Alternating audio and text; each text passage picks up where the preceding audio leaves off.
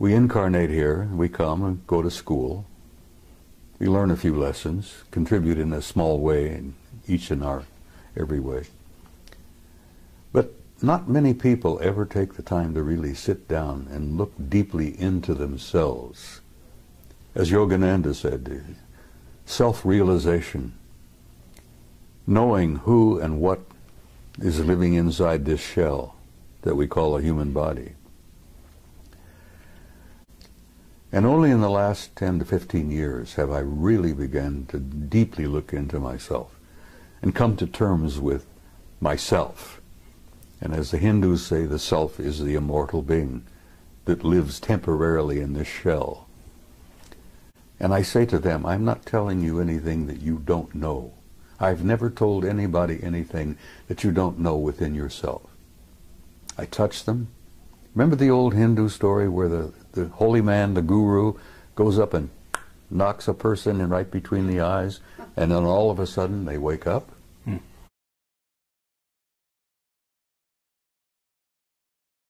And we are here at the Phoenix International UFO Congress, and it's our great pleasure once again to be meeting with our old friend Bob Dean. And I have this feeling that he may be an older friend than just 2 or 3 years. Who knows? And I'm delighted to have this opportunity to share a vintage style Camelot interview in Bob's presence. And Bob, there's something very remarkable happening here, that the three of us are together in the spirit of it's a nice reunion. A reunited family. And I'm genuinely delighted to be here. So I'm Bill Ryan from Project Avalon. And I'm Carrie Cassidy from Project Camelot, and we are also both from Project Camelot. An interesting dichotomy. Things get pretty complicated, you know. No doubt about it. So, Bob, the reason we're here with you today is because you made some comments on the stage that I want to challenge you on, and I'd also like you to talk a little bit more about a few other topics, okay? And I think that all the time that we've interviewed you, you always keep a few cards hidden. And I would love for you to start to reveal some of those things. And I realize that, you know, you put yourself in danger and other people in danger when you do reveal too much. And so with that in mind, I assume you're going to be as careful as you ever are. I would love you to disclose as much as you can, because who knows how many more opportunities we're going to have to really get you on camera, and especially in this arrangement with the two of us here, just like old times. Well, you know, I have this feeling sometimes that Bob's going to outlive us both, actually. I know, he looks fabulous, so this, you know, it should be against the law to look so wonderful. At, what, 82? Are you 80? I'll be 82 next week. Lovely. All right. 2nd of March. Fabulous. Happy birthday, Bob. And as I said in my speech yesterday, every time I get out of bed, I'm in a state of shock that I'm still here. But I am still here because apparently I've not completed what I came to do. Apparently not. Well, you're needed. That's for sure. What do you feel you are here to do, Bob? Something which I said to you just the other day is that the information that you share isn't as important as the inspiration that you provide. And I wondered what you felt your job really was. It took me a long time to reach the conclusion of why I really was here. I don't think there's a person on the planet that doesn't at some point in their lives ask themselves, who the hell am I? Why am I here? What's the purpose of life? What's it all about? Alfie, as the saying goes. It took me a long time to come to terms with why I was here. I shared with you some time back about the fact that I'd had a number of past life hypnotic regressions. And that opened a can of worms for me. But it also indicated to some degree why I really had come this time. Because like everyone else, I've been here many times. And as both of you know, I'm sure that the human spirit is infinite, immortal. We incarnate here, we come and go to school. We learn a few lessons, contribute in a small way, in each in our every way. But not many people ever take the time to really sit down and look deeply into themselves. As Yogananda said, self-realization, knowing who and what is living inside this shell that we call a human body. And like most humans, I went through a big chunk of my life, as you said, 3 different careers. And only in the last 10 to 15 years have I really begun to deeply look into myself and come to terms with myself. And as the Hindus say, the self is the immortal being that lives temporarily in this shell. And I had some interesting conversations with myself. Hey, see here, self, who the hell are you? Who am I? Why am I here? And self replied, you are an immortal being and you came to do a job. Now, damn it, well, get on with it. Do what you came to do. And only in this third career, as it were, where I've been traveling the world speaking publicly at major conferences, Barcelona, Madrid, Mexico City, Atlanta, everywhere. The response that I've been getting from people at those conferences, the response I got from people after giving you guys, 3 previous interviews, has literally been overwhelming. Shocked me, really did shock me. And it finally dawned on me that when people come up, give me hugs and kisses, touch me, and tell me that the things that I have said meant so much to them, that apparently my words had triggered something within them that brought something out from inside of themselves. Did it really begin at that point where I began to grasp what my mission had been here? And it's simply this. You know, I'm not a great scholar, I'm not a great philosopher, I'm not a great much of anything. But when I speak to people publicly, here, there, and everywhere, apparently I touch a nerve somehow. And it's almost electric. It's kind of mysterious. And they come up and grab me and hold on to me and tell me what I had to say meant so much to them. And I say to them, I'm not telling you anything that you don't know. I've never told anybody anything that you don't know within yourself. I touch them.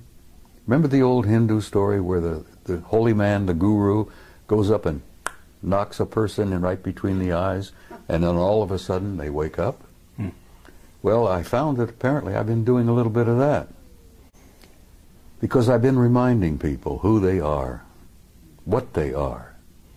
And I remind them that you're not just the human body that you see in the mirror. You're an immortal being. You lived forever. God knows how many eons of time we've been at this. And you're going to continue to live forever. That you are an infinite soul, a spark of divinity. And saying that to people apparently triggers something in them, where they really begin to look into themselves. And as I say, I've not told you anything that you didn't already know. And as my old friend from Galilee said, you know, the kingdom of God is within you. And that does cause a bit of a spark of recognition in people. Well, Bob, with that in mind, when you were on stage yesterday, you said that people out there, and you didn't mean the audience you were talking to, but you said they couldn't handle the truth. The masses. Yes. And I actually want to take issue with that, because well, we've taken issue with that before. Yes. You are convinced that everybody's ready. No, it's not so much that they're ready. It's that they can have deal a right with to it. know. Well, having the right and to know. judging for them is just what the Illuminati have always done. They have decided what we're allowed to know and what we're not allowed to know. And it's not up to them. It's not up to you, and it's not up to anyone else to determine who is ready to know and who isn't. It's up to them to know. I'm not determining for anybody who's ready. I know, but what I'm saying is, you know, you are a leader, okay? And for you to go on stage and say that they're not ready is not encouraging the people and acknowledging the people out there, the young people especially, who actually out there in the masses don't need to go to a UFO conference in order to prove that they're not only ready, but they've been on that page for a very long time. That's why these sci-fi movies are flocked to by the masses around the world. That's why these shows are watched, because not only do they watch them out of curiosity, but they watch them because they remember. Some of them come in at this time, they're coming know. in, yes, they're they coming in their with heart. total recall. Yeah. So all I wanted to say to you is that I believe that there are a lot more ready for the real truth than people in the inside, whether it be on the inside from this sector or far in deep in black projects, are willing to give them credit for. Over the last 20 years, I've noticed a change in human nature. There has been definitely an expansion of consciousness in masses of people all over the planet. And I'm gratified by that. I'm encouraged by that. And I've never determined for anyone whether they were not ready or not. And when I made my comment yesterday, I told you that there are a lot of people here who are ready, but there are many who are not. And I used the analogy of Billy Dew, the native boy from New Guinea. When he was exposed to realities that he had never been prepared to be exposed to, it literally devastated him psychically to the point that the kid died. I understand. He literally starved to death. He died from, dehydration in a jungle that was filled with water and fruit and But nuts. Bob, they've been preparing us, and we've been preparing them because we've been working on the same thing. Disclosure has been happening non-stop now for almost 20 Disclosure years. has been underway, and it's working. Yes, And this is part of it. exactly. But it's So a very slow process. it may or may not be. In other words, it might have been slow for you, and you were one of the fast ones back then because you got access to things that other people to this day don't know about. If you heard my remarks yesterday, I damn near died. The truth damn near killed me. I was not prepared for it. I understand. And but I've seen we're a in lot of the different world, time. and I'm looking at the world from 82 years, and you're just a chicken. You're looking at the world, what? I won't even get I into know. it. But The point thing I'm is- making is I understand what you're saying, but I still stand by my point that the masses are not ready, because every time I go out somewhere to speak, I still run into a few open, old, closed minds, and, fundamentalists of any number of faiths who are ready to fight, and they're ready to, get into... Let me just back up a fraction here, because the people watching this video don't know the Billy Dew story. And I wonder if I can summarize it, I encapsulate. think that it's been out there. I had never heard it before yesterday. Oh, I And so there are a lot of other people who hadn't. Well, too. the Billy Dew story was included in the Brookings study. Yes. The theme here, it's a true story of a young native boy in Papua New Guinea called Billy Dew, and everybody loved him, and they thought as a special reward for the fact that he was a lovely young guy, they would show him what the real world, the civilized world, the so-called Western world was like. And they took him on a plane, and they took him to Brisbane, Australia, and they took him to see restaurants and cars and supermarkets and shopping malls and television and movie theaters and all of this kind of stuff, and he couldn't handle it. And this is the story that Bob told in his presentation yesterday. My question for you, Bob, is it possible that that could have been done, could have been accomplished in a kinder, more supportive way that would have enabled Billy Dew to handle the truth? Or was he just dropped in it and then left to his own devices without any support? You see, they didn't really intend to do what they did. And you're right, if Billy Dew had been prepared, he might have been able to survive it.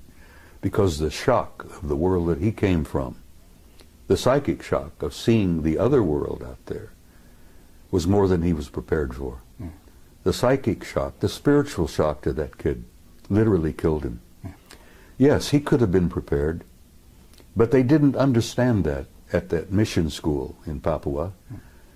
Their intentions were good. They loved the kid, and they thought they were doing him a favor.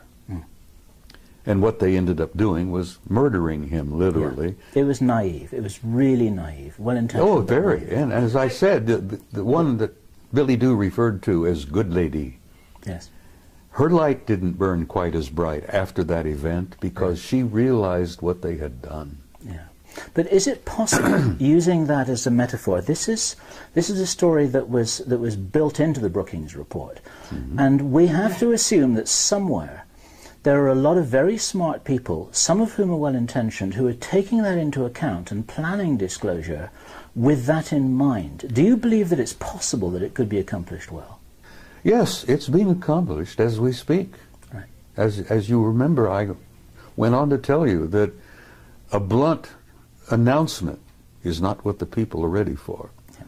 But they are enduring what I call an ongoing disclosure, a process that's been underway for over 20 years now, maybe longer, where they are being prepared through what I call subliminal education, through movies, books, novels, magazines, you know, even games. To say nothing of Project Camelot and Bob Dean. Well, Project Camelot, honey, as I said, you guys have had an impact on the world that I don't even today really think you two grasp.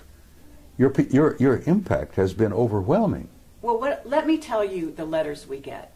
We get letters, we get people coming up to us saying we changed their lives. Exactly. Saying they started from zero and that we opened this for them and they basically are growing in leaps and bounds and they come to us and thank us. Okay, this is the keynote, is that they thank us for that. And I have to say that we cannot look at Billy Doo, if that's his name, as just a physical body. You talked about eternal beings. This is a soul who came to the planet in a certain state, on a certain level of awareness. Now, prior to Billy Doo being in Papua New Guinea, he could have been any number of other places, and he was probably a star to begin with. Yeah. And there's also the aspect that this kind of thing could have been targeted to maybe the person that was least prepared in that group of people that he was among to handle these kinds of things. You see, I think Margaret Mead, who I believe was the one who delivered the story of Billy Doo. Who was an Illuminati, yes. Yeah, she was an incredibly bright lady, and she had had years and years of experience working with primitive societies. And I think she was the one responsible for getting that into the study. Yes. And yes, Billy Doo could have been prepared. And can we hear about the people that this changed in a brilliant and wonderful way, whose lives were saved because of it? Because I had a young woman come to me just about a half hour ago, and she's from Puerto Rico. And she said, I have a child, and he is a crystal child, and you saved my child's life. That's what she said. Well, I'm not surprised. And she said, because you interviewed, in this case, it was Jessica Schaub. Regardless of what you think about Jessica's information, and she was young and inexperienced at the time I interviewed her, but there are children out there who saw the mirror of themselves in her, in her awareness and her willingness to embrace this cosmos of which we are a part. And so what I would submit to you is, here we are in 2011, that human consciousness is almost like an animal that's growing as a unity in leaps and bounds, okay, at this time. And you know that we have incredible energies coming into the earth facilitating this growth at this time, unlike any other time in history.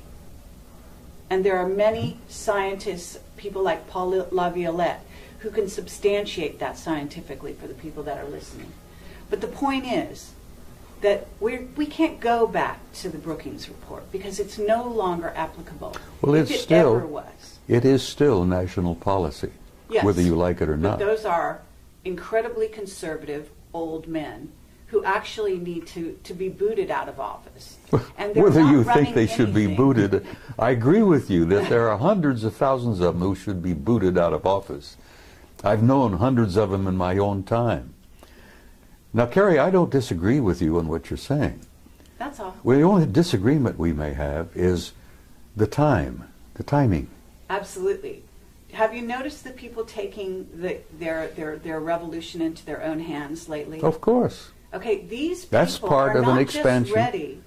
That's part to of an change the expansion of world. mass consciousness. Exactly. That was inevitable.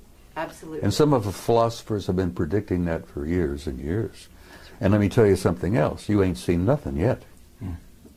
And I believe you. Just hold on. I believe you. The next 10 years. I hope the hell I'm not here. I want to go home, really. I'm tired. But the next 10 years are going to confront you with things you wouldn't have dreamed before. Absolutely. Now, Rich Dolan just did a wonderful speech. He did. He always does. Yes, he does. And he talked about the fact that there is a almost separate society out there. There is. You could even call them a rogue, secret military group who has created a whole society that is based on technology that is not in the public domain, that is based on concepts, robotics, nanotechnology, genetic manipulation. Absolutely, and they have money galore that they've basically stolen, secreted, taken from drug money, and supported these black projects that we at Project Camelot have been pursuing and interviewing people about. Projects for the 5 years American now. people have been financing for years. Absolutely. Without even knowing it. So the point I'm trying to make here is that if you look at the earth and you look at humanity, we have two groups. We have a rogue group that is living, maybe we even had a witness that said 10,000 years ahead of this group. So you've got the masses of humanity here, and you've got this rogue group that's flying interluminally. Is that superluminal? Superluminally, right? Right. Outside our Hyperluminal, whatever you wish to call it. solar system, etc. They've got bases on Mars and the Moon. You're talking about craft outside the rings of Saturn, which in your presentation, which is fascinating, and I'd love you to address some of that. But the fact of the matter is that we have two groups, and they're hugely divided, and that division is to the detriment, very, very seriously, of the masses. Of course. And so it's bridging the gap that we're all about as a world at this time, in my view. Okay, that's what revealing the secrecy is. It's all about taking that river of division and bringing those two sides together. And you're one of the main people at the forefront, the avant-garde, along with Camelot and many other people that we know and respect, to bring those two groups together, to fill in and to reveal that place in between. She makes a good argument, doesn't she?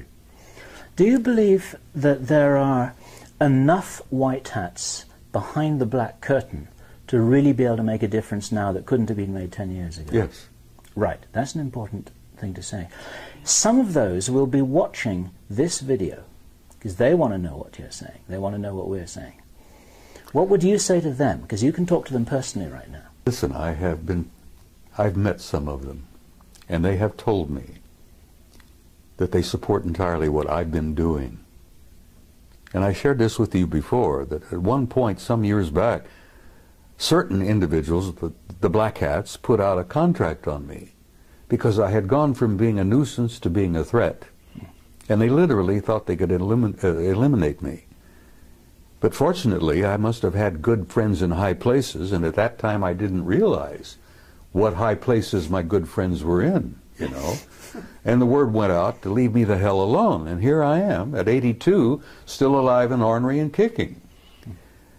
God, I'm getting tired of being here. But the point I'm making is, even the white hats and even the black hats have made some progress along the way.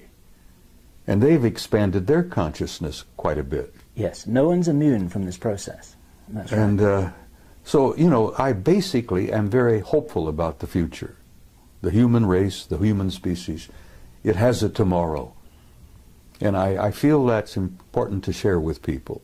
You know, women with young kids. Will my little child grow up? What kind of a world will my kid grow up in?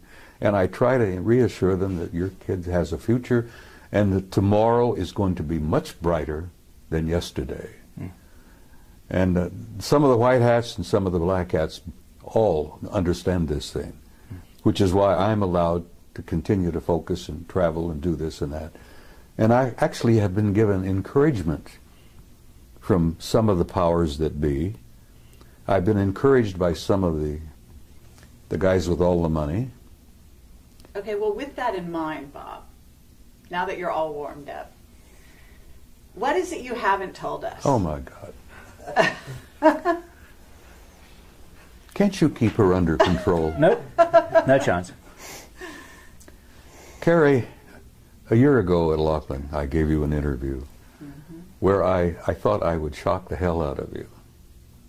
And apparently it didn't. And I told you that I had had a personal relationship with non-human intelligence since I was about 2.5 years old. And actually that relationship perhaps went back before I was even born.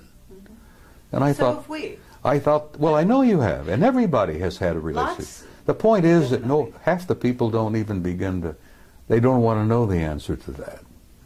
And when it all began to dawn on me, the implications of it were pretty overpowering. But I gave you that interview and I thought, well, this will be the end. You know, nobody's going to pay a word of attention to me after this. They'll think the old coot's gone over the edge. He's lost it. And I thought, well, I can go home and I can smoke my big stogies and drink my whiskey and die peacefully. Well, it worked out just the opposite. I'm more in demand now than I've ever dreamed of being. Yesterday I accepted an invitation to speak at a MUFON conference in Philadelphia in October. And I gave her I said, look, I'm going to tell you honestly, if I'm still on the planet in October, I'll be delighted to come.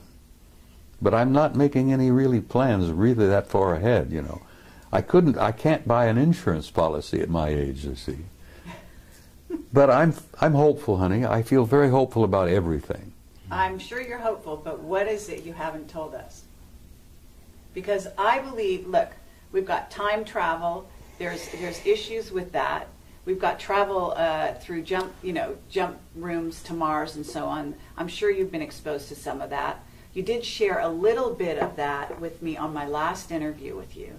But I believe that that was the tip of the iceberg. And I don't know how far you've gone down the rabbit hole, but I imagine it's a lot farther than you've revealed. And I feel sympathetic with Alice because, yes, I've been down the rabbit hole. Okay. And you feel, I know you're a very conscientious and loving individual, and I know that there's some things you want to reveal and some you don't because you want to protect people. And I don't think you have a whole lot to protect in terms of yourself at the moment because, as you said, you're protected. And we have also been threatened in the last year and a half, each of us in different ways, our lives, as a result of what we've done. But that just tells you that you're on the right track, and as far as I can tell. Well, from time to time, I felt like the guy on the street with the raincoat who pulls it back, exposes himself, and then somebody comes along, they grab him and haul him away to the rubber room, as it were. I felt that way for quite a while. And yes, there are many things that I have not shared with you. How about this? Wendell Stevens passed on recently, and he was a very good friend of yours. I knew Wendell for 35 years. Okay. And you told me that Wendell said some last words to you. Would you share Wendell that? and I had shared a lot before he got really sick, became ill.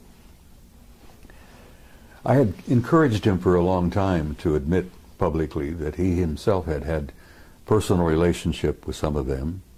And he said, Bob, I can't do that. He said, every ounce of credibility that I've had over the years will go down the tube if I say that. And I understood what he tried to say. He was getting older and he didn't need any bumps in his life before he departed. He was feeling bad and he felt, he knew he was leaving. And he says, I don't need any of that heartbreak and that upset stomach. I've told what I've learned, I've told what I've seen, I've shared the photos, I've spoken at conferences. He literally created this world conference in 1991. The UFO Congress. And I had the privilege and honor of assisting him in putting that together in 1991. And as I've told you before, that's when I really came out of the closet and began to violate my national security oath. I wanted him to hold on and be here for the 20th anniversary. But he went home in September. And I loved him dearly, and I love him still because I know he's alive and well. There is no death. And when you come to terms with that, it's kind of a shock. You know, the people who buy tombstones and buy the little plots in the cemeteries and all that. And I say to them, you guys don't understand. You know, because once the spirit leaves, that's nothing but a husk. Burn it up, sprinkle the ashes, and go on. Imagine how much real estate could be saved if we did away with cemeteries. Anyhow, I'm shaking up some people, I'm sure. There are traditionalists out there who will hear this and think, he's out of his damn mind. But yes, there are things I haven't told you, and there are probably things that I cannot tell you. I think I told you in that interview. What would happen if you did, Bob? Didn't I share with you that they had taken me away for 6 weeks? And that they brought me back 5 minutes after they took me? Okay, I would love you to do that, but I would also like you to say the last words that Wendell told you. Because he said some very specific words about what's going on here on the planet. So he told me that from what he'd learned, that we were in for some difficult times. But beyond that? Beyond that, he said, I'll see you tomorrow.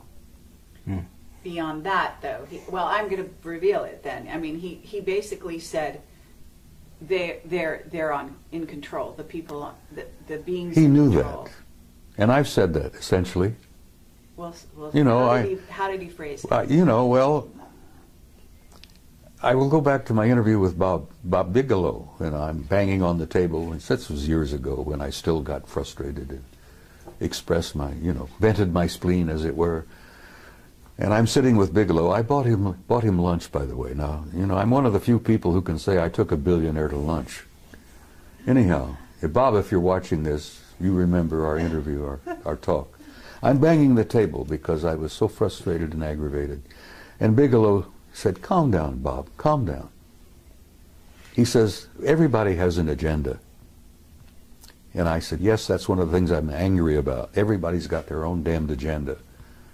And he says, Bob, there's only one agenda. Only one agenda. And I says, what is that? He says, it's their agenda. Always has been, is, and will always be until we grow up. Now, Bigelow shared that with me. Wendell shared that with me. He said he'd learned that, there's only one agenda. They're not only merely in control, they've been in control from the beginning. And they are controlling disclosure. Okay, and they are deciding whether the masses are ready or not. And who is they? Sweetheart, there is indeed a galactic federation. You may think that's a joke, you may think that's a little funny thing from the Star Trek series and all that. There is indeed a galactic federation. And the headquarters is not even in our galaxy. Now you put that in your pipe and smoke it. That there is a federation of advanced intelligence in beings throughout the universe, and the latest figure, 200 billion planets in our galaxy, 200 billion galaxies in the universe. It's probably much, much more. But there is a federation, there is a control, there is a purpose, there is an agenda, and the survival of this species on this tiny zoological garden is important to them. And they are in control of disclosure. They could end it tomorrow if they chose. They'll end it when they have determined that the masses on the planet are ready, and not one instant before will a disclosure literally, in the big way, take place. Now, as I pointed out to you also, it's been my experience, and I've had first-hand experience with this. I've never spoken at a conference in the last 10, 15 years where there wasn't at least one or two of them in the audience. And like Ingo Swann, I've developed the ability to spot them.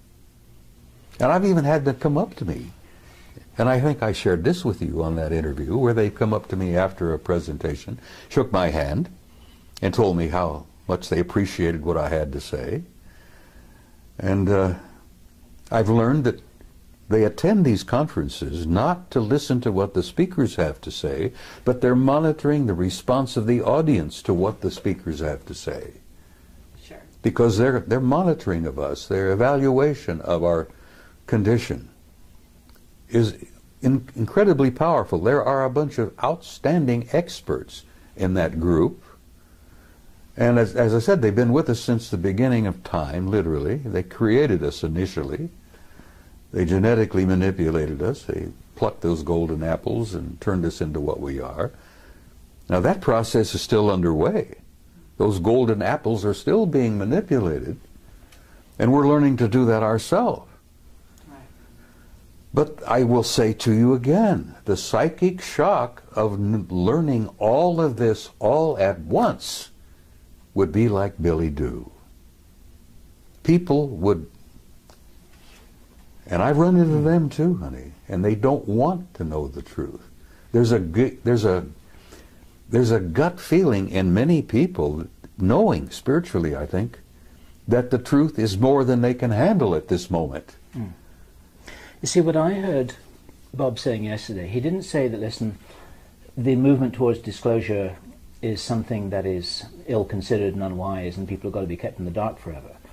I think Bob was saying that it can't be done in the way that some people are thinking, with reference to Obama calling a press conference and say, okay guys, we've got this little secret, so listen up and we've got something exciting to tell you. Well, he's not going to do it that way, and Bob was explaining that it's been happening for quite a while. It has to be a gradual process. It's an ongoing strategic process in which people are waking up in waves. And the ripple effect is actually supporting the disclosure movement, and we're part of it, and other people are part of it, and Bob's part of it. Exactly. And I think all Bob was saying was that it's not happening in the way that some people naively think. Is that? That's exactly what I was trying to say. They're not going to be Billy Do. They are the ones with the agenda.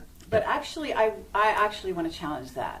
Okay? Well, challenge away, kid. Because, no, it's an interesting concept, and it actually could be debated. In other words, what's the level of free will of this humanity? Because at certain stages in its development, this may be true. They are in control and have been in control. And Wendell knew that before he died. Right. And it depends who we're talking about, they. But I would submit that this humanity that is waking up is about to take those reins into their own hands. They're waking up. And that is exactly what some of those groups are very afraid of. Some of them? Yes. Well, perhaps. Because there are groups multidimensional beings. Carrie, there are people out there, intelligences out there that don't like us very much at all. Exactly. Like the two scientists who shared this with my retired commander from the Navy. He was a fusion specialist. What is it?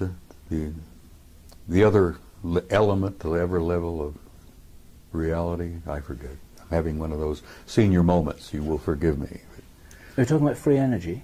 Are you talking about... Well, yeah, he was talking about... he'd worked alongside of a couple of those guys from along... Cold fusion? Hmm? Cold fusion? Well, it's a form of that, yeah. But before he retired and he was leaving the laboratory just outside of Las Vegas, which he didn't want to be specific about, and I concluded he was talking about S4. He'd worked alongside of a couple of them for some time.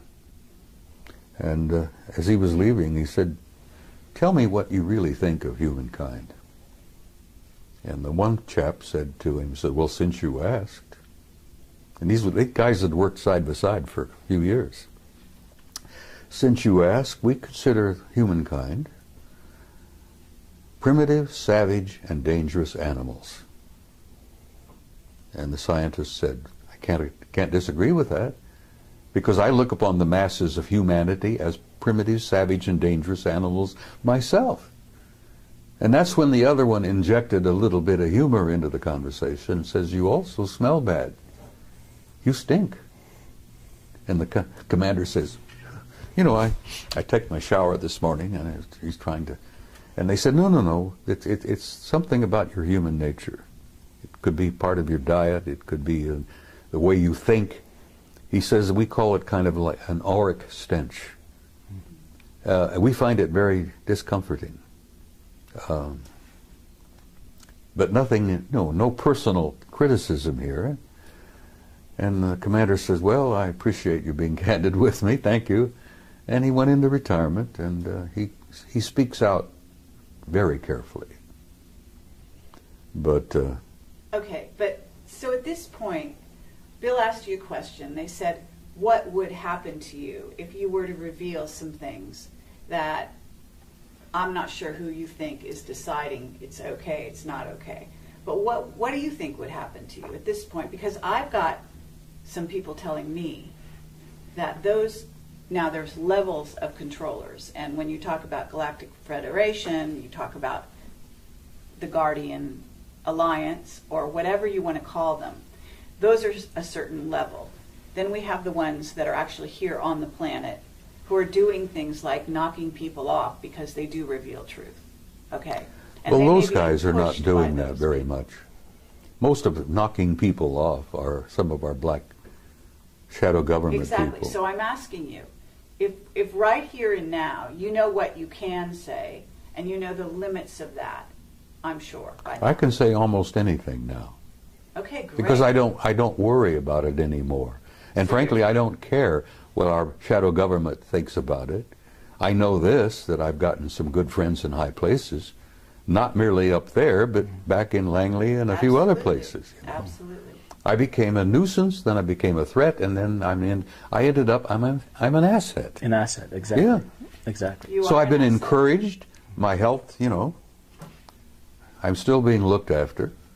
I'm still being invited, and I joked with, I think, you maybe, about, I don't travel anymore, cabin class. I had a bad experience coming back from Barcelona. And, you know, I'm not a snob, but I'm sitting in this big jet in the middle section. And bless her heart, there was an enormously overweight lady on my right who kept falling out of the seat. There was a squalling brat on my left. And here I am. I can't stand in line to wait to pee anymore, you see, because of my age and a couple of little infirmities that I have. And I said, look, I'm not going to travel cabin class anymore. Guys, if you can't buy me a business class ticket, I'm not coming. Well, good God, I thought that would be the end of that. No more trips. I was shocked. Oh, yeah. They're buying business class tickets for me all the time. The guys in Madrid bought me one, you know? Right. Absolutely. And the guys in Pennsylvania, which I will, if I'm still here, will be speaking out in October, bought me a business class ticket. And well, they should. So six days you disappeared. You came back 5 minutes No, later. I was gone 6 weeks. 6 weeks. Okay. So And they brought me back 5 minutes after they took me. Now, there are people out there who are watching this who think that I'm totally insane. And I don't care. Because I went through that period also, you know. I've shared with you, I went through 3 stages. I began to think I'm losing my mind. That was stage 1. Stage 2 was I became convinced I had lost my mind. Now I'm in stage 3. I'm sane, and the rest of the world is nuts. And whether you guys like it or not, that's where I am today, and I'm comfortable there. In support of you, Bob, there's a guy called Michael Ralph who published a book called The Mars Records. Have you heard his story? I've heard the name, I think, but okay. I'm not familiar with it. In a nutshell, Michael Ralph, who worked, I believe, for the US Navy, recovered memories that showed that back in the 1970s, he had been taken to Mars on a tour of duty that lasted over 20 years. And when that tour of duty was completed, then he too was returned back to his original timeline the moment after he left it. Doesn't surprise me a bit. With his memory wiped. Now you can't get mainstream establishment scientists to listen to that without saying poppycock, balderdash, can't be. It's like Stanton Friedman says, they say it can't be, so it isn't. But we're not trying to talk to the mainstream scientists here. We're probably they're the worst. We're probably talking to the 12-year-old kids who say, yeah, that sounds pretty cool and it sounds real to me. Well, your 12-year-old kids are more broad-minded than some of our establishment scientists. And they will be establishment scientists later. Well, someday. And well, that's because they haven't been through our educational system. That's right. Their minds have not been stunted. Been programmed for a number of years. It's been very clear to us for quite a while that we're primarily talking to the future establishment. Of course you are. Not the present establishment. You're talking to people of tomorrow. We're talking to the kids. And the kids are our future. And if we can wake them up, point them in the right direction, and inoculate them against what they're being told by their teachers, then that helps the ball roll a little bit faster. Okay, so but tell us about your experience disappearing for 6 weeks. 6 weeks. It shocked the hell out of me. Where'd you go? I don't know. I don't know whether I was on their home planet or whether they'd taken me through a doorway, a portal, into another dimension. Okay. I heard the name Milena mentioned as to where we were. Now, this interview where I say that I was with them for 6 weeks. They brought me back 5 minutes after they took me. But I remembered 6 weeks. Are we on camera? We're on camera. All right, well, look, people said, what did you eat? And I said, I asked for bacon and eggs. I had steaks, I had pork chops, just about anything I wanted, I got. I went to the bathroom, you know, my physical functions continued for 6 weeks. I literally lived 6 weeks with them. And you asked me where, and I can't tell you where. The name Milena came up. Now, I don't know whether that was a city, because it appeared to be a city of some kind, a community. There were libraries, there were audience halls, lecture halls. God, the libraries, you wouldn't believe. Was it a very advanced society? Oh my God. No, I asked about this. I never saw a fire department, a fire truck. I never saw a cop. I got the impression there was no such thing as a police department. And the people that I was introduced to, people I got to see in 6 weeks, were very human. Look, you know, just like we do. But there was something about them that was totally different. They had an air of peacefulness. They had an air of an incredible knowledge. What did you do during that time? Why did they take you? Asked questions and was shown things. As I said, the things that impressed me the most were the libraries, the records. You would call them akashic records, I guess. I was told that in this one facility that every event in the history of the universe was there to be retrieved at will, if you wish. You could bring down, download literally, ancient Greece, the pyramids, the ancient Sumer, the first Anunnaki visit to planet Earth 200,000 years ago. It was all there. The life of every human that had ever lived on this planet was all there in that library.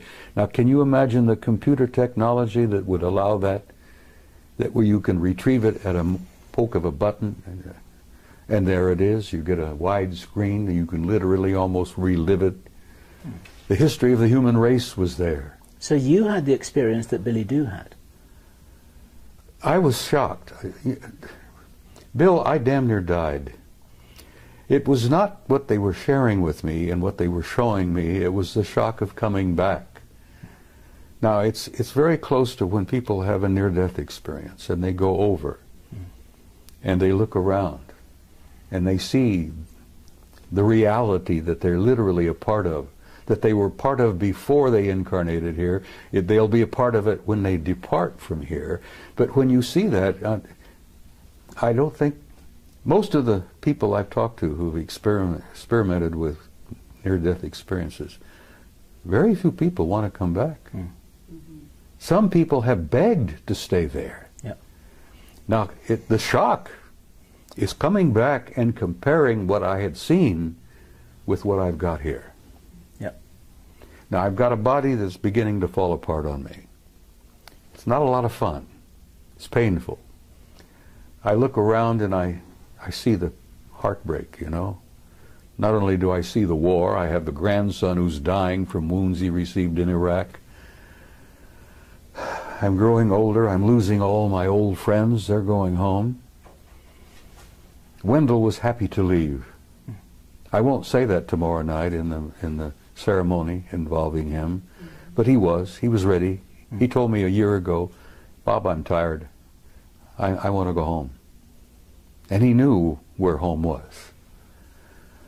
But the shock the psychic shock that I have experienced, and I told you on that, spoke yesterday, why I use the story of Billy Doo, because literally it happened to me. The psychic shock of seeing what I saw and being exposed to what I had been exposed to and coming back here. It damn near devastated me. You're saying recently it devastated you, or are you talking about your original exposure? The whole thing, honey, has devastated me. I've been through 3 wars. It's also enlightened you. You know, it's oh yeah, also I think that was the purpose of taking me. Yes. Yeah, they shook me up, physically and spiritually. There's a book called Don't Fear to Kill a Dead Man. That's the title. Don't what? Never fear to kill a dead man. Huh. You know, humans, before you're awakened, for all intents and purposes, you're asleep. You're asleep. Mm-hmm. Well, I've been asleep. Yeah. I've been asleep. So you know, I've had 3 marriages. I fought in 3 wars. I've had 3 careers, and I jokingly say, make that 4 wars after looking at my 2nd marriage. Anyhow, the shock of coming back and what year was this, Bob? What year did it happen? Oh God, it was somewhere around. I started speaking publicly in '91. It must have been in the early 2000s, 2002 or 3, somewhere in there. You mean that's the year when you had this experience you're talking about, where you... I was gone for 6 weeks. You were gone for 6 weeks. Then I find out I was only gone from here for 5 minutes. Now you try to put that in your pipe and smoke it, and when I jokingly told you earlier that, you know, I went through these stages where I thought I was losing my mind, and I convinced myself I had lost my mind, and now I'm at stage 3 where the rest of the world is nuts and I'm the only sane person there is, other than you nice people here, you see. Thank you, yes. Yeah, but that is somewhere in the 2003 or 2004. You know, no, we're not all in that place. Yes, 90% of the world is still in dreamland. I mean people like us, people that have been through experiences like this. We do tend to look at the rest of the world as if they're crazy, because they appear crazy. Well, look at the wars. War is insane. A sane person would never go to war. Exactly. Well, the 6 weeks I spent with them, and of course I see them regularly. I really am. They take me aboard ship. I've been on board their ships many, many times. You know, I get an evaluation. I think I get a kind of a healing. Okay, do you want to describe the beings you're talking about? Well, aside from the medical guys that look me over and work on me on the ships, which are extremely tall and very thin, they're well over 6 feet. 6'5", maybe 7 feet. Very thin, very trim. They're not emaciated. I mean, they look very healthy, but aside from that, they look human. I've never gotten used to the way they look at you. That really is disturbing. And if you ever encounter one, and you may have, very likely you have, the way they look at you is disconcerting, because they have a way of looking at you deeply into your eyes, and they lock onto your eyes, and they don't break away. Now, we humans don't do this, because we humans have a tradition where we look into each other's eyes, and after a moment or two, it becomes somewhat threatening. Yep. You see? So we human tradition is, don't look into someone's eyes because you're a threat. Okay. Well, they look into your eyes, and they look through you. Or you're in love with them. They look literally like they're reading you. And I found out that that's exactly what they're doing. Sure. And every time I've face to face with one and they look into my eyes, I find it kind of an awkward situation. And they don't look away. And you know that they're looking right through you and reading every damn thought you've got. Now that's disconcerting. But I assume that when they do that, it's in a non-judgmental way. Oh, they don't judge you. They don't have to judge you. Good God. If there's any judgment involved, we judge ourselves. Yeah. That's the other part of it that is so shocking. When you learn to see yourself, not only as others see you, but as they understand and see you. That's one of the things that happens in the death experience. The judgment is there, but God is not judging you. You judge yourself. Absolutely. And that's the worst part about it, because every damn experience in your entire life is there in front of you, like a book, Yeah. or like a movie, like a CinemaScope movie. And you look at yourself, and then you're the worst judge of all, when you look at yourself and say, oh my God.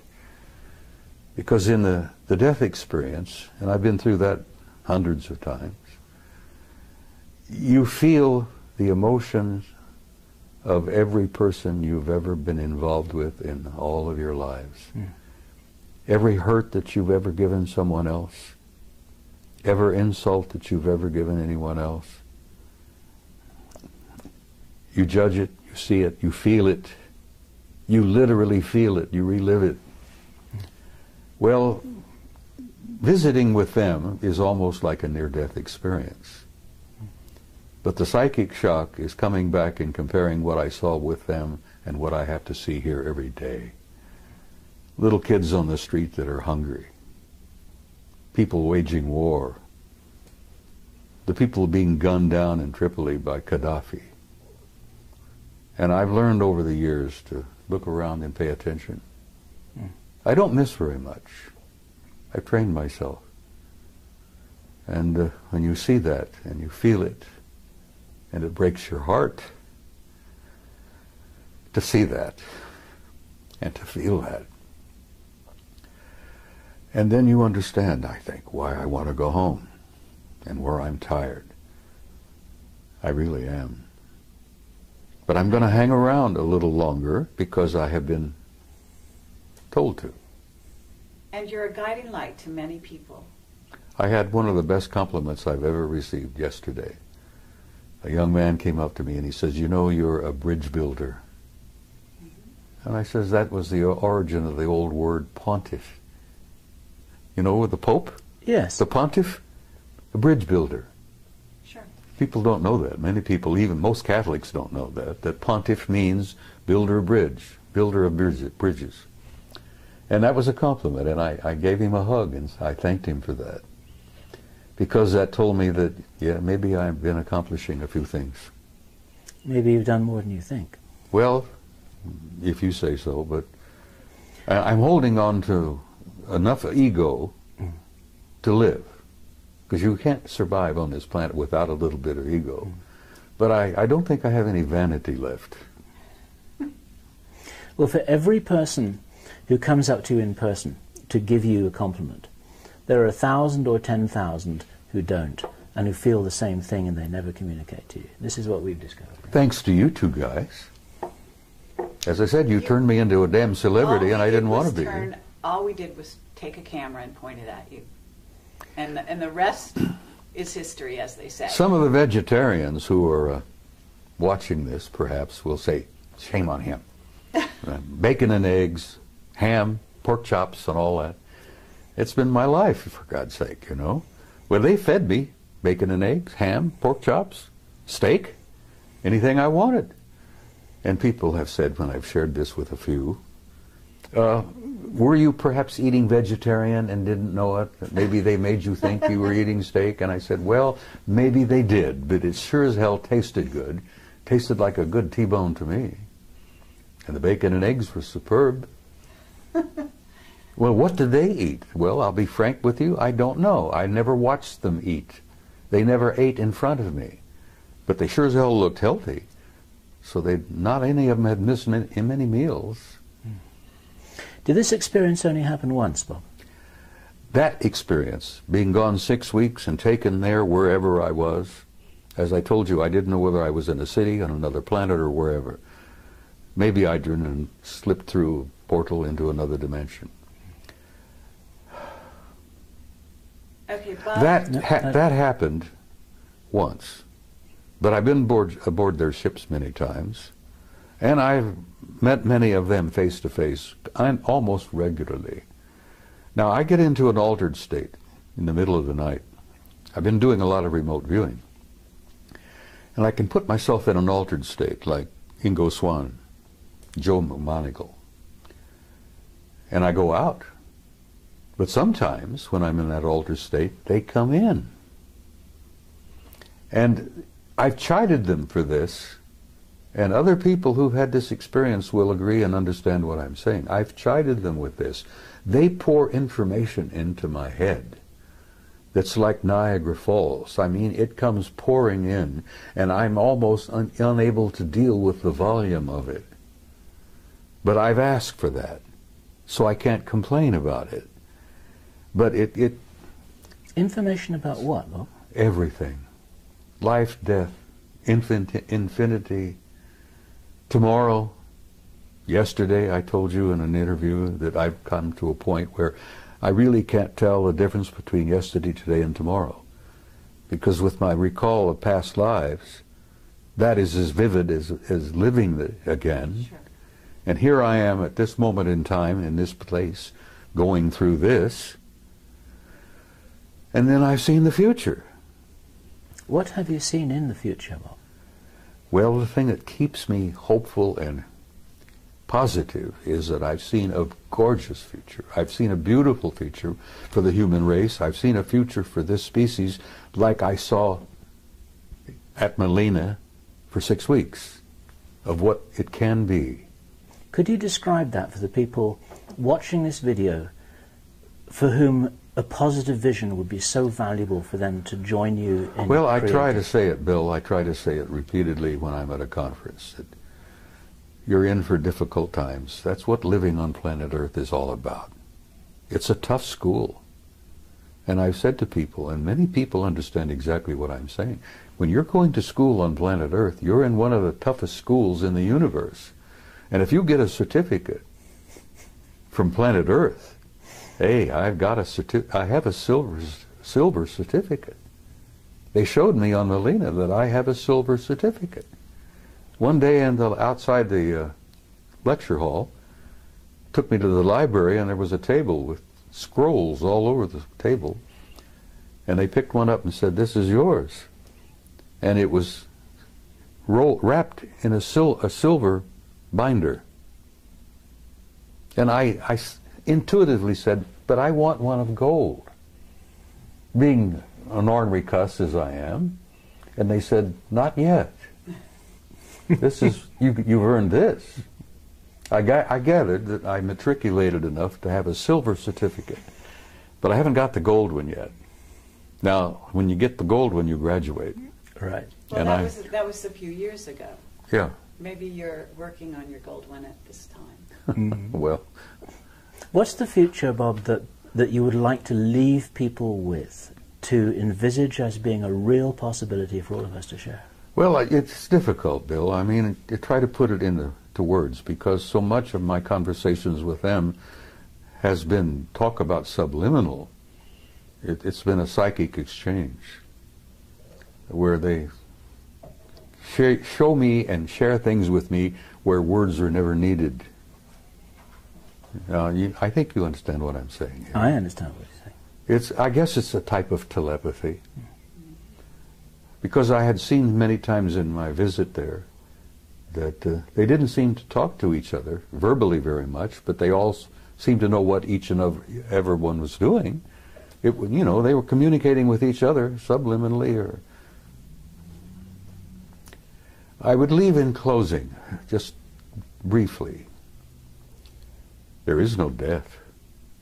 People should not fear death.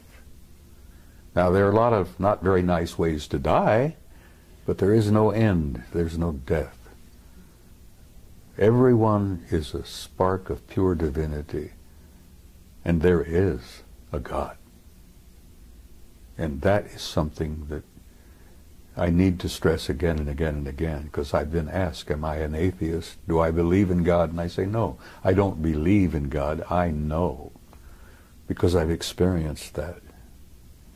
So I would tell people who are troubled, worried, that the next few years are going to be awkward and difficult, but that's what living on Earth is about. But there is a future for the human species. the race is going to make this transition. And at the other end of this, it's going to be glorious. And I tell mothers, I said, you know, your kids or grandkids, the future will be theirs. And then, like I said in Barcelona, which the Spaniards seem to appreciate, your children and grandchildren are going to the stars. And they seem to like to hear that. But it's true. And we are, as a species, as a race, going to go out there and take our rightful place with these other incredible cultures and civilizations. And having seen the future, I'm hopeful. And, you know, I have this good friend from Galilee 2,000 years ago who was and still is my best friend, who tried to make that point again and again and again. And those of us who were with him at that time were a bunch of nitwits, and we didn't begin to grasp what he was trying to tell us.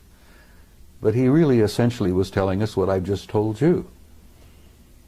The human race is not a mistake, it's not an accident, and there is a purpose and there is a meaning in life, and there is a future.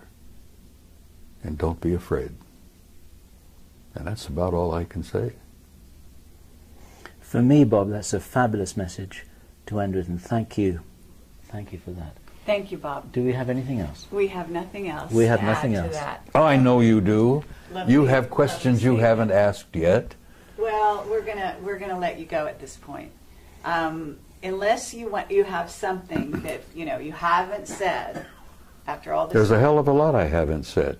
Well, but as I jokingly told but you I give one time. a lot of rain. Well, believe it or not, even though I I've jokingly seen told you one time, and I'm serious. If you give me a good Jack Daniels, I might go on for 2 hours and tell you things that would curl your hair. Well, being a gentle lady as you are, I could share things with you that you wouldn't believe. well, I'd like you to try. Let me tell you something else that Yeshua said. He said there are things I could tell you that you could not bear. But he was talking about life on this planet. Sure. And as he was getting ready to leave, he said, the prince of this world comes. He has no dominion over me, but I will send a comforter to you until I see you again. And I often wondered about who the prince of this world was, who didn't have any dominion over him. Right. And I have learned since that every planet has a kind of a caretaker, an authority. Every system has a higher authority. And the galaxy is divided into 4 parts, quadrants. And the Galactic Federation headquarters isn't even in our galaxy. Now that's pretty hard stuff to walk away with, you know. You say that to people and they go, well, good. It's something to take home with them and think about that night instead of watching TV.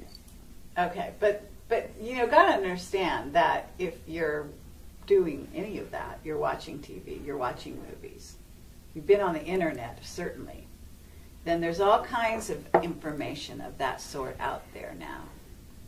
And I know that you don't spend hours on the internet. I avoid it like the plague. So Let me I tell have you- to tell you that that information is not a shock whatsoever. Well, let me tell you something that might shock the hell out of you, and maybe it won't, because you're a pretty bright kid. What if you were to tell the average guy out there that this is a hologram? That's out there. We know that. See? No, It doesn't the bother average you. guy out there. You prepared yes. yourself. What if I told you that what you think you see as a reality is not reality at all, it's an illusion? And then even further, what if I were to infer to you that all of this is part of a program? I know you're familiar with the movie The Matrix. Sure. Okay, well, you're pretty close. Shakespeare tried to make it clear, and I always convinced that that guy was one of them. He was a genius. I'm not even sure the guy we think of as Shakespeare was Shakespeare. There's some indications that it was someone else entirely. That's Yeah, right. but somebody wrote it. Anyhow, I always like the analogy of the play. You're a player in a play. That's right. You come in stage right, you prance about with your toy swords, you make love, you know, you go through all this, you have heartbreaks, misery, feuds, fights. God, all the plays together, bring it together. And then after it's over with, you exit stage left. And the audience out there in the universe calls for author, author, author, you know. Well, I happen to know there is an author, and there is a producer, and there is a director. I haven't met the original author yet, but I know him, I know of him. But we're all living a play.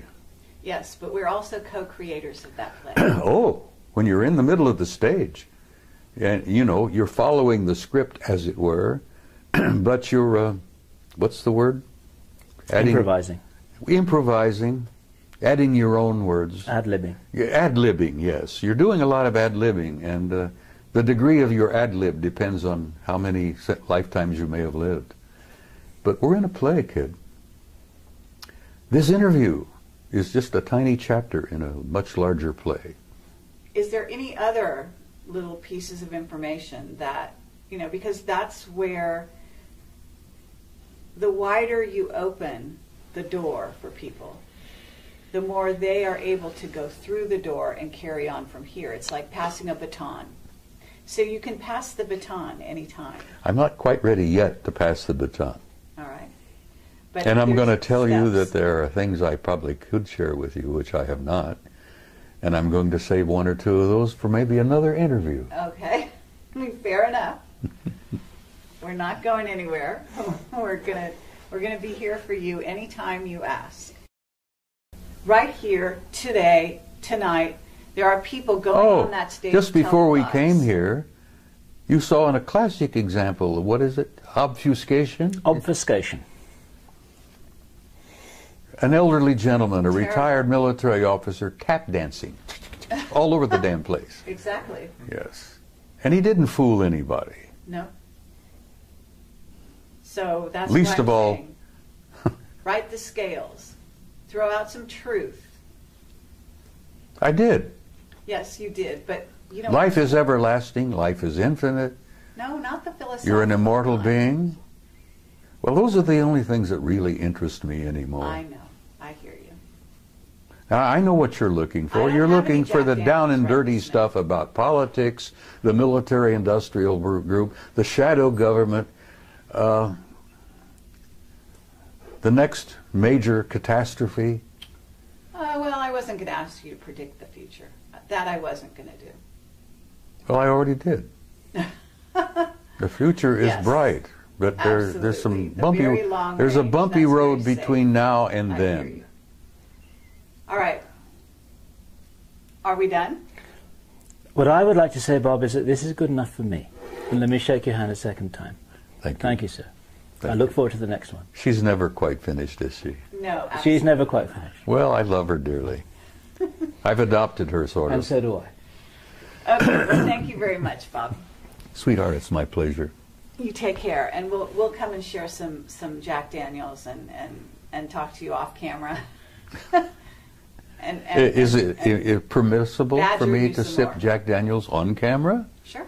Well, okay, we'll do it next time. All right. Watch out, because I'm going to hold you. Closer I get to departure, I might share a couple of things Okay. Well, with you have my number.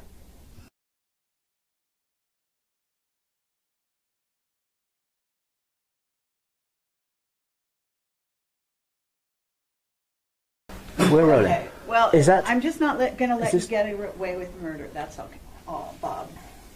Oh, I would never think of that at all. Yeah, why? It's I'm a- just that, you're kind of a wily old guy. Go ahead, use the word you were thinking of.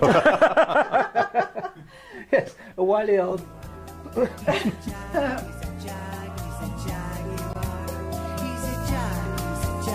Look, I've been called so many names. People have to get in line to insult me anymore because it doesn't bother me.